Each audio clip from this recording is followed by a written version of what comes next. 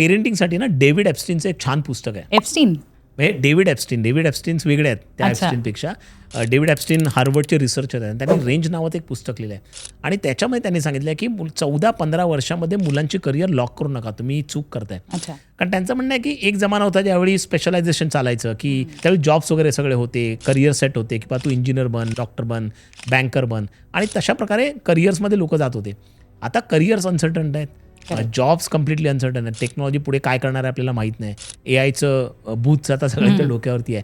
त्याच्यामुळे या सगळ्या अनसर्टनिटीमध्ये adaptability is very important. Right. So journalist असणं is something which is very important. म्हणजे तू सायन्स बरोबर स्टोरी टेलिंग पण तुला जमतं आहे, तुला आर्ट फॉर्म बरोबर एंटरप्रिनरशिप पण जमतं आहे, तुला फायनान्शियल लिटरसी बरोबर तू ॲग्रिकल्चरचा पण भाग शिकतोयस. या पद्धतीने जर का तुला मल्टिपल फॅकल्टीज येत असतील तर तुला 20s-30sमध्ये चेंजेस बरोबर ॲडॉप्ट करणं अधिक चांगल्या पद्धतीने जमेल.